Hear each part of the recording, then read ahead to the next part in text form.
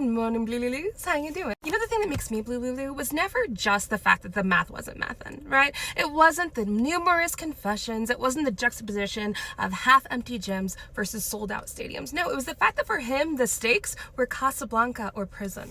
Why wouldn't you break the law and risk going to prison if you were going to go to prison either way, right? He was going to spend the rest of his short life behind bars or as one of the most rich and powerful men in the entire planet. That's a very easy decision for a malignant narcissist, right? He has shown us time and time again that he not only has just a flagrant disregard for the law, but he has a flagrant disregard for human life as a whole. He also had the assistance of the world's richest man, who just so happened to be a very avid computer hacker at his right hand.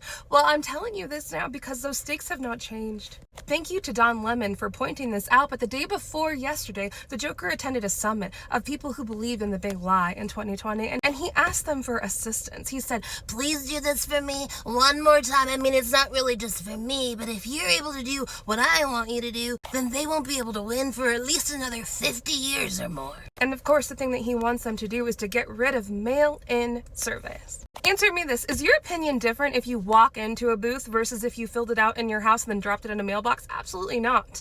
How would he be able to ensure that 50 years from now, that team will continue to reign victorious just based on the mode in which they're putting in their tallies? It wouldn't, right? Unless there was already a computer program in place that messed with things at a different part of the processing process. Check out my friend Blaine Ashley. She's done extensive research at how all of these tallies travel through the processing system and allowed for them to be reported. And there are several points along the way where things could have been allegedly for entertainment purposes only, fiddled with without anybody else doing their job wrong. It didn't mean that the city commissioner did anything wrong, that the counting people did anything wrong, but if it's logged into the system at a place where we can't see it, then we can't see it. Stakes are even higher now, right? Because it's not just Stormy Daniels. It's all of these files, and that means it's not just him, it's the global elite.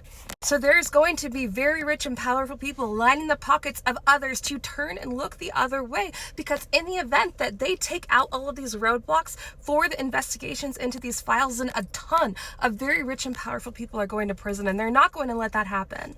So there is an egregious conflict of interest happening within our system right now, and I need to see lawmakers out front ensuring the security of our contests, ensuring that we have mechanisms in place, forensic audits in place that will ensure that your voice and my voice is heard. Because clearly that man doesn't ask for permission to do anything, so why would we assume that he would just choose this one time to do things the right way?